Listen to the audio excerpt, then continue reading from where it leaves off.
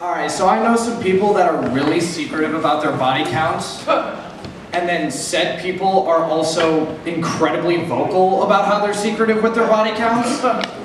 It's like if I bombed a test and figured out that I wasn't going to tell my mom, but then loudly announced that I wasn't planning on telling her right outside her room. But as for me, 93. Yeah! Is my rice purity score, so the answer to that question is 0. I know some people that are like this that have told me in confidence what theirs is, which is great, considering I have completely forgotten. I'm sorry, I'm just not that invested in the number, homie. Now the details. Also, no, I mean, we can keep some mystery in this friendship shit. Here we go again. And you know, as far as I know, the number might have gone up or down. By the way, if y'all know anyone whose body count has gone down, I would check to see if another body count has gone up. Either that, or they lose one body for every 24 hours spent on Reddit.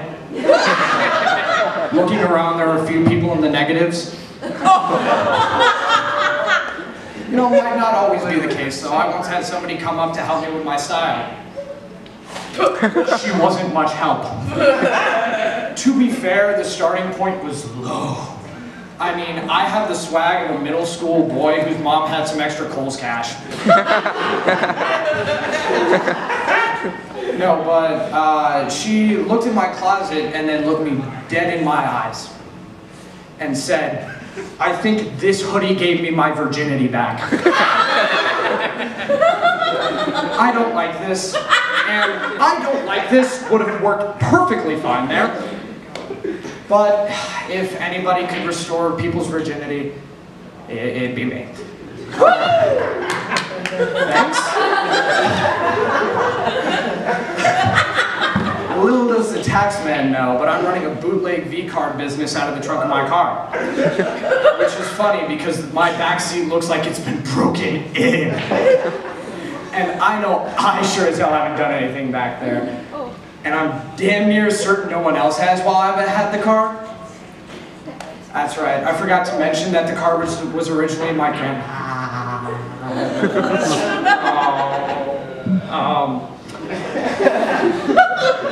But, you know, the lack of fuckery is largely by choice, is what I tell myself to help with falling asleep. Alone, again, and again, every single night.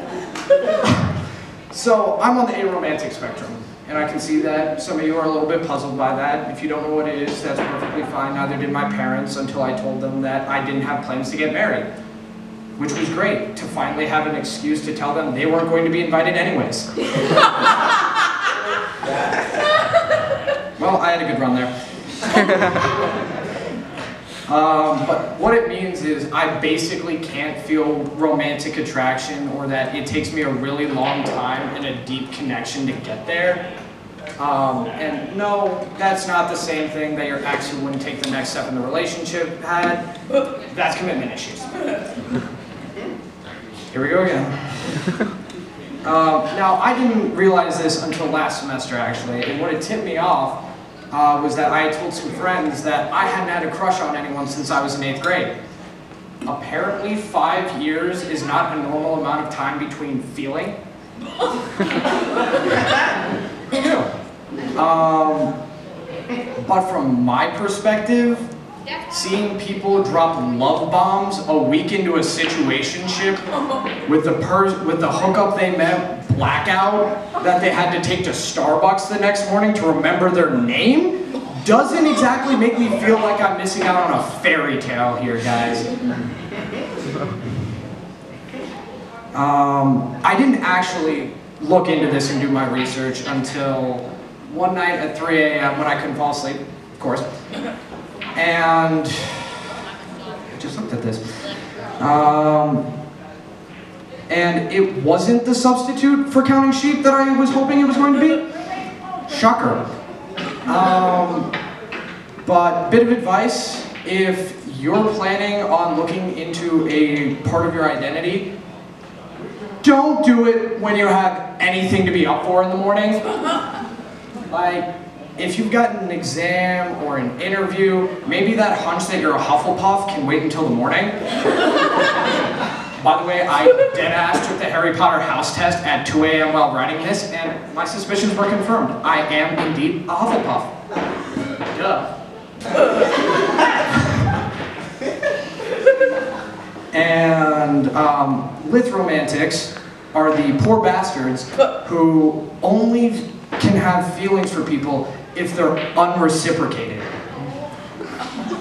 Yeah. Now that's a rough existence. Like, I mean, imagine daydreaming about a special someone. Like, you could have been salivating over this person. And then one day, they ask you out. Like, you might have been shooting this person the same heart-shaped pupils that Isabella always looked at Phineas with. But the second they have a thing for you, gone. It's just like you're looking at it like, oh, you've got really poor judgment, man. I was off here. And then you start looking at him like Phineas looking at Isabella. Oh, you exist. But you know, maybe you try to give it a shot. You had a real thing for the person, right? You start looking for exit routes really quickly. Then all of a sudden you're labeled as that ex with commitment issues. But in the days after doing my little research, I was panicking because I was trying to figure out whether or not I was just demi or full-blown aromantic. Now, demi-romantic is where you fall hard for a Jonas brother, fall even harder for cocaine, pick yourself back up, and then fall for a guy who had a thing for a former coworker and was very public about it. Thank you guys so much. Yeah!